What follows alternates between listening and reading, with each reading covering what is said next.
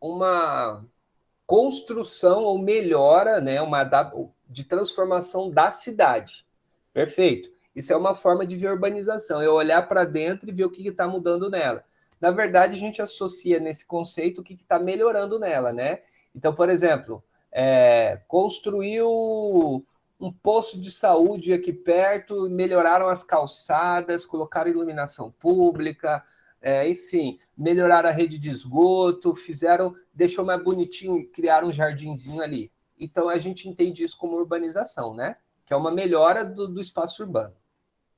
Mas esse processo a gente vai ver bastante também. Mas tem um outro conceito para urbanização, que ele é mais quadrado, que é um conceito até mais simples. Qual é esse outro conceito?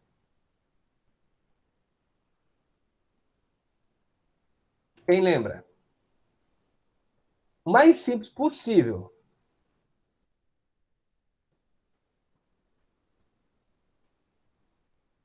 Gente, deixa eu ver aqui. O conceito mais simples possível para a urbanização é o quê? A saída do homem do campo para a cidade, o êxodo rural. Esse é o conceito mais simples possível para a urbanização.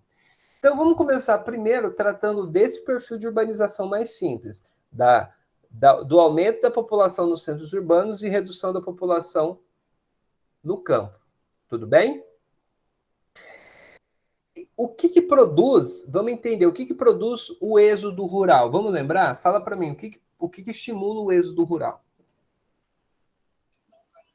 Automatização lá no campo. Isso, perfeito. Mecanização do campo, o que mais? Caio, é o conceito mais simples que muitos não pensam, né? Mecanização do campo vai estimular o êxodo rural. Algum desastre lá no campo. Oi? Queima, seca. Isso. A questões de utilização do espaço, né? Questões naturais, impacto ambiental, né? Isso pode estimular oportunidades. Aí você falou um ponto-chave. Questões econômicas, né? A concentração dos serviços na cidade. Gente, presta atenção nessa lógica. Não importa o país, se é o país lindo e pouco desigual como a Noruega, ou se é um país muito desigual como o Brasil.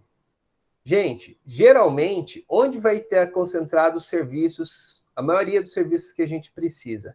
Na cidade ou no campo? Não é na cidade? Exato. Então, não importa se você está na Noruega, na França, Alemanha, Djibouti, Nigéria ou Brasil. Tá? A cidade vai te oferecer muito mais oportunidades de serviços que você precisa. Tá? Muito mais oportunidades de estudo, de perspectivas de vida e de mundo. Então, isso acaba atraindo muita gente. Fala, Henrique.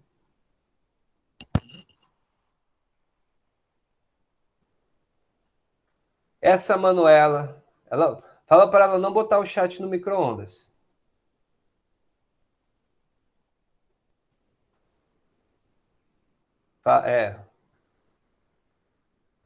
Beleza.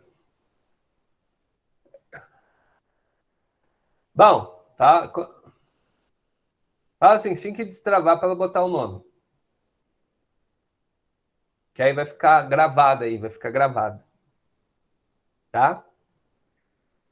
Bom, galera, então o que acontece? Essa condição passa a ser bastante relevante, né? Por que eu falo que é bastante relevante? Porque nos países mais desenvolvidos, como Japão, Europa Ocidental e tal, a gente tem muito, por mais que eu tenha uma boa qualidade de vida no campo, uma vida gostosinha, agradável, pá, legalzinha, massa, a população jovem, a molecada que é o fervo, a molecada que é nos rolês, onde tem os rolês, onde que as coisas acontecem, são nas cidades.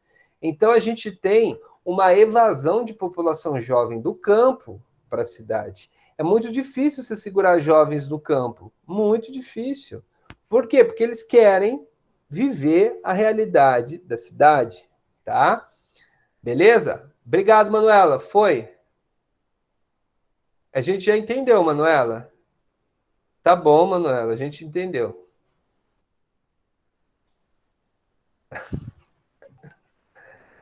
Tá, obrigado.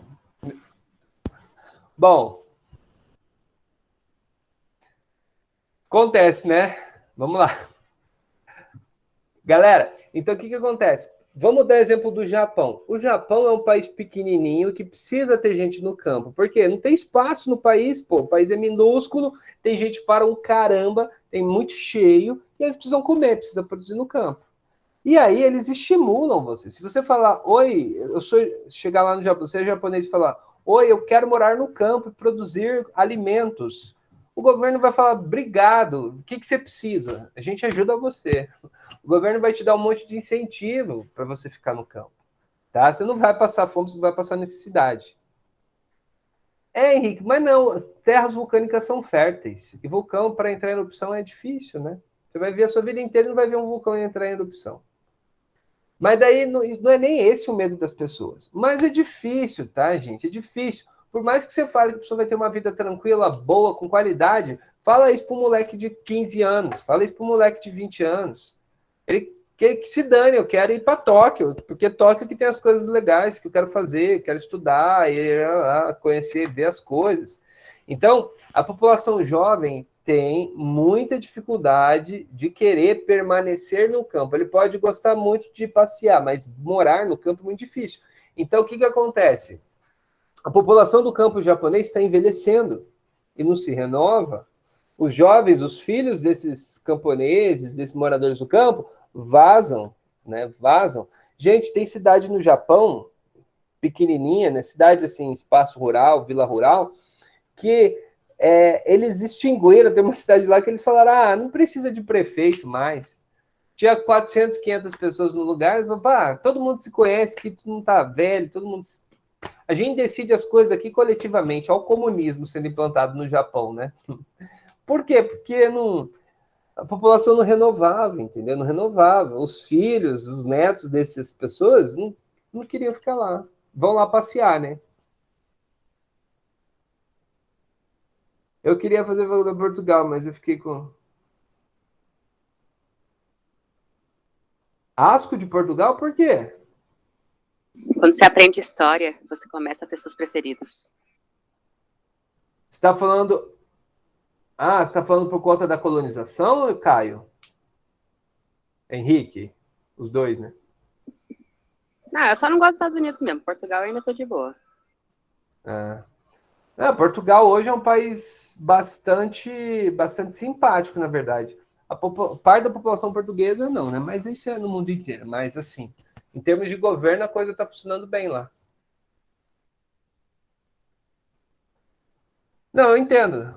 As pessoas, quando você vai estudar... É que ele falou, quando estuda história, você vai pegando asco mesmo. Você fica, que Estados Unidos imperialistas. Não só de Portugal, mas de toda a Europa e dos Estados Unidos, né? Porque o que eles fizeram de desorganização do nosso continente, da África e da Ásia foi terrível, né?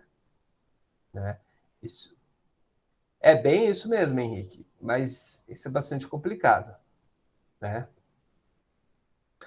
Bom, mas aí o que acontece, galera? Nesses países mais ricos rola essa questão do campo, né? De um envelhecimento médio das populações do campo. No nosso país é uma questão muito, muito mais pragmática, né? E vocês percebem bem aqui no nosso estado. Vamos pegar aqui cidadezinhas como Ribas do Rio Pardo, Jaraguari, Bandeirantes, Cidrolândia, Terenos, enfim. Essas cidades não oferecem oportunidades para jovens ou até para pessoas adultas.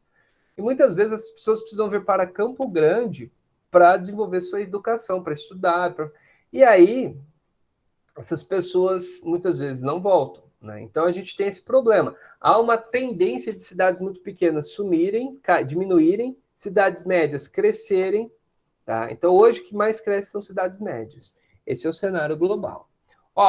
Vamos pegar aqui no slide, presta atenção aqui, acompanha comigo. Isso que é importante. A urbanização no mundo se mantém acelerada, principalmente em países de desenvolvimento. Olha isso aqui, galera. O que acontece? Em países ricos, como eu falei, Europa Ocidental, Estados Unidos, no Brasil também vai entrar nessa. Nós temos taxas de urbanização altas, taxas de urbanização próximas ou acima de 80%. Urbanização no Brasil hoje está na casa de uns 86%. Então, com cerca de 80% da população vivendo em cidades, quem que sobrou para migrar para a cidade? Quem que sobrou para fazer o êxodo rural? Quase ninguém. Então, você concorda comigo? Se quase todo mundo já fez o êxodo rural, significa que a urbanização vai ficar cada vez mais lenta. Entendem isso? Então, se quase todo mundo já fez o êxodo rural, significa que tem poucas pessoas para fazer esse êxodo rural ainda. Logo, o processo vai ser mais lento. Entenderam? Então tá. Ó, se eu pegar países pobres, tá? Países tipo na África, na Ásia, ou aqui na América Latina, vizinhos nossos, a urbanização é baixa. Eu estou te falando que na Índia a urbanização nem chegou a 50%. Quer dizer, hoje deve ter chegado, mas até os últimos dados, que são de anos atrás, não muitos anos atrás, tá, não tinha chegado a 50% de urbanização na Índia. Tá? A China tem uma urbanização na casa dos 50%. Tá? E eu estou falando das maiores populações do mundo. Você entende, gente, que se a China tem uma urbanização na casa dos 50%, a Índia um pouco menos ainda, você entende que tem bilhões de pessoas para fazer o êxodo rural ainda? E elas vão fazer. Por quê? Porque esses países estão todos capitalizados, países que seguem a lógica ocidental, lógica de consumo, a vida que a gente leva. Você quer gastar, você quer ter as coisas, quer fazer os rolês, quer fazer as paradas aí. E esse pessoal desses países também, entendeu? Esse anseio é o mesmo. Então essas pessoas vão fazer esse êxodo rural. Quando eu pego países mais pobres, você imagina, quando você olha uma cidade como Lagos, na Nigéria, deixa eu pegar, cadê a foto de Lagos, na Nigéria? Ixi, eu tirei a foto, mas enfim. Olha aqui, quando você olha essa cidade aqui, ó, é uma cidade grande que aparenta ser moderna, né? Beleza. Mas se você olhar internamente, essas cidades são bastante desorganizadas. Bastante desorganizadas. Aquelas cidades que são desorganizadas, gigantes, lotadas, né?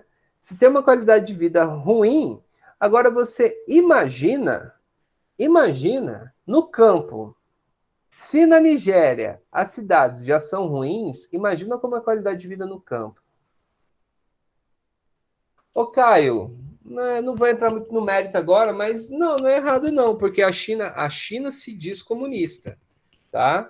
Na verdade, se a China se diz comunista, a gente chama de comunista, tá? Mas se você for parar para analisar o que é o comunismo, nenhum lugar chegou a ser comunista no mundo, né? Nenhum lugar no mundo foi comunista. Efetivamente, nenhum país, perdão, lugar não. Essa cidadezinha no Japão que eu falei para vocês chegou mais perto do comunismo que a própria China, sem querer, né? Sem se dizer comunista. Tá? Porque o comunismo é para comungar, é para ser uma comunhão, para ser uma decisão tudo no coletivo e tal, tal. Nenhum país chegou a isso. Gente, só um pouquinho.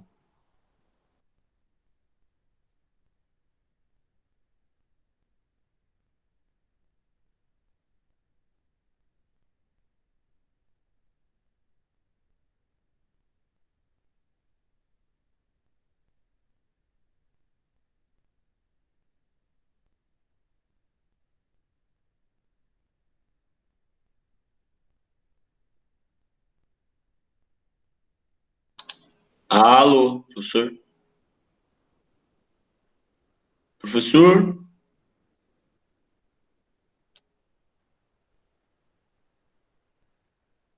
Alô?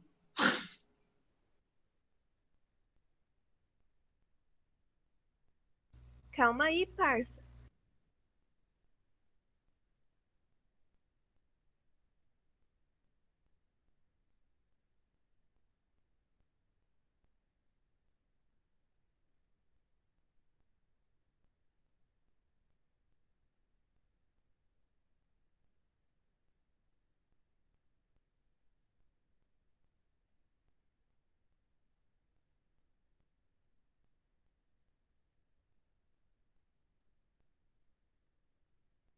Voltei. Tava tocando o interfone aqui, eu fui ver o que estava acontecendo, mas já estou de volta. Bom, galera, vamos lá. Então, basicamente, esse processo é muito importante ser entendido, né? Então, por que a urbanização é acelerada na África e na Ásia? Simples, porque lá tem muita gente que não fez o êxodo rural ainda.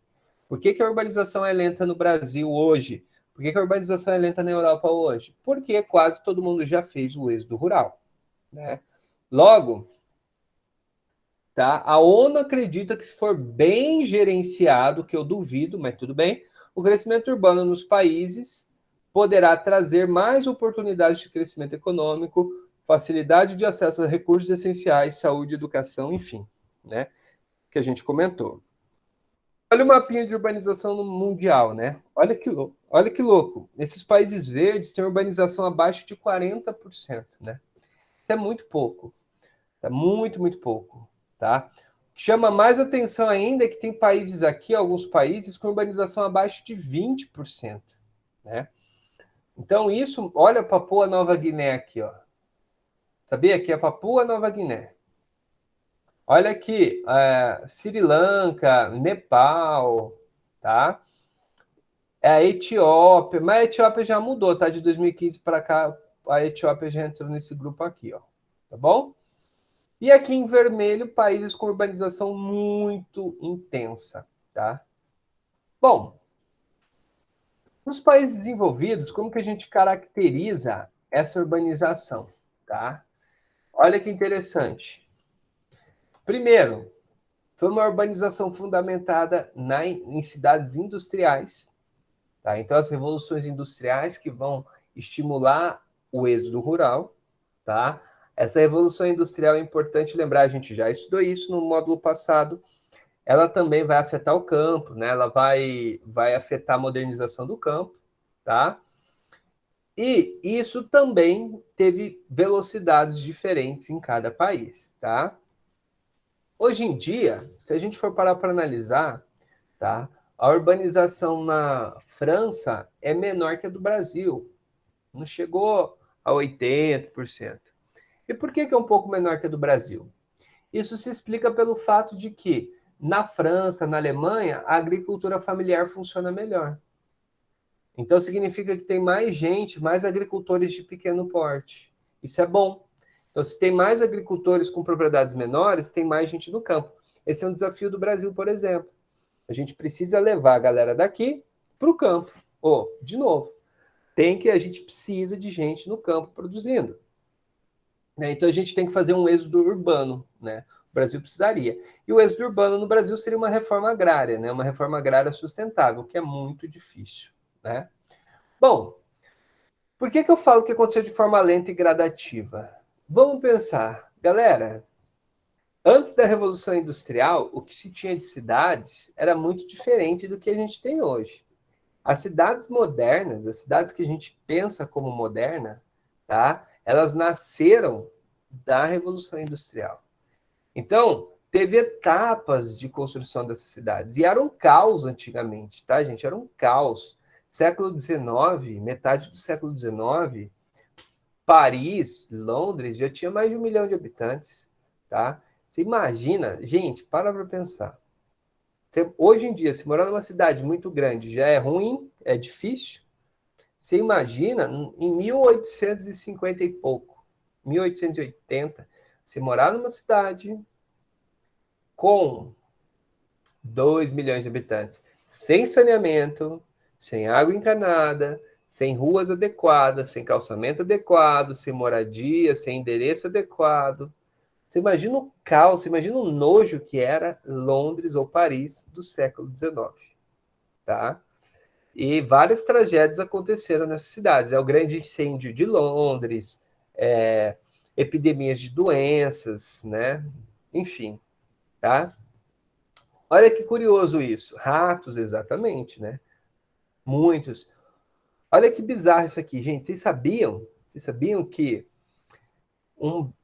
a ideia de criar rede de esgoto veio quando eles não suportavam mais o cheiro dos rios, tipo Tâmisa em Londres e o Sena em Paris.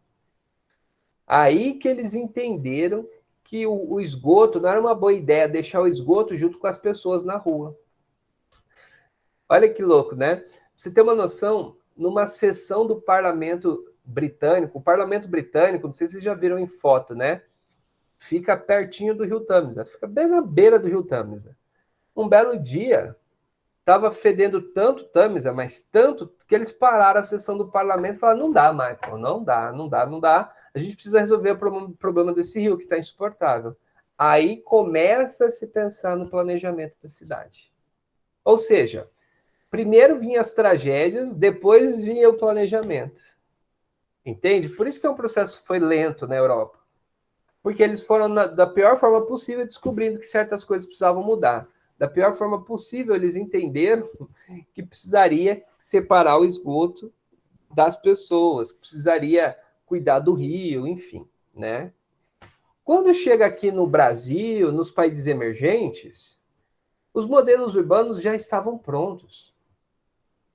Fala para mim. Você acha que aqui no Brasil, Argentina e tal, nos países em desenvolvimento, a gente precisou criar um modelo urbano ou a gente pegou os modelos urbanos prontos e trouxemos para cá? E aí? Nós importamos os modelos de urbanização ou a gente criou os nossos próprios modelos? Importamos, né? Ctrl+C, Ctrl+V. Tanto é que quando você vai em cidade histórica, né, você não vê, essa arquitetura aqui é francesa, olha, aqui podemos ver uma estrutura arquitetônica europeia, portuguesa, e mimimi. Então, a grande questão é que a gente importou, né? Então, você entende que quando você pega o modelo pronto, teoricamente é mais rápido, não é? Para você fazer, né? Então, isso ajuda a entender por que a urbanização aqui foi bem mais acelerada, né? Mas isso foi no mundo inteiro, né, Bruno? Tipo, quem começou? Os europeus por necessidade, porque a Revolução Industrial começou lá. Os europeus, os norte-americanos depois, e depois foi espalhando para o resto do mundo. Aí você tem os modelos de cidades orientais, mas aí é outra história, né? Japão, China, que também foram ocidentalizadas pra caramba hoje, né? Se eu te botar no meio de Tóquio, no meio de Nova York, te soltar lá no meio, tuf, se não for pelo desenho ou no meio de Londres, você não sabe onde você está. Quer dizer, talvez no Japão você vai ver pelas escritas, né? Mas, né? Então, isso é bastante interessante de observar. Beleza, galera? Tá tranquilo aqui por enquanto? E para a gente terminar a nossa aula de hoje, e para vocês poderem gritar, estou de recesso, pi, vamos ver o último conceito que eu quero mostrar para vocês, que é o conceito de megacidades. Gente, o que é uma megacidade? Eu vou escrever aqui no chat o conceito, tá? Não esqueçam isso, por favor. Megacidade. É bem simples. Cidades com, muito bem, Henrique, mais de 10 milhões de habitantes. Tá? Bom, olha que interessante. Em 2000, eu tinha 4,2% de cidades, de pessoas em megacidades. Ó, Tóquio, aqui, cada bolinha vermelha dessa era uma megacidade, considerando as regiões metropolitanas, né? Tá?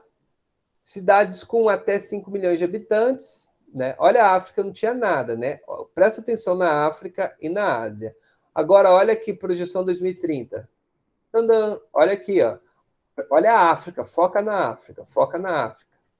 Ó, 2000, 2030, 2000, 2030, 2000, 2030, 2000, 2030. Olha a Ásia, olha o tanto de bolinha vermelha que vai surgir na Ásia, ó. Então, olha aqui, foca na Ásia. E agora foca na Europa.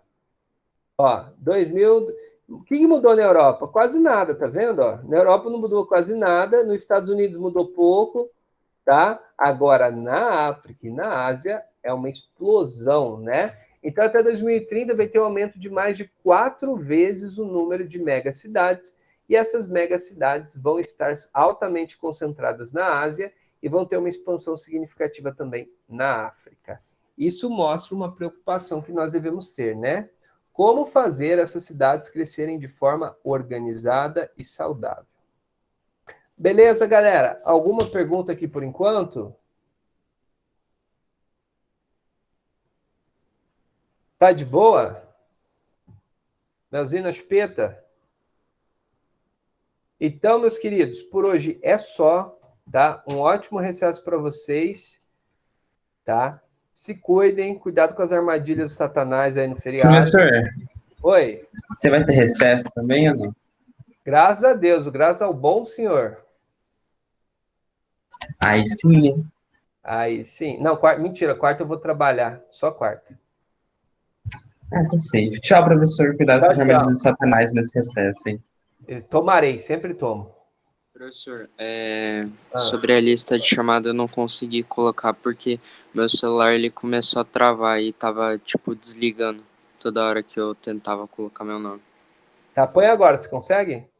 Agora eu tô conseguindo. Então tá. Tchau, professor. Tchau, tchau, Obrigada. gente. Abraços, beijos, se cuidem, descansem e até daqui 15 dias. 15 dias não, né? Menos, mas tudo bem. Tchau, tchau. Falou, professor, até mais. Até. Eu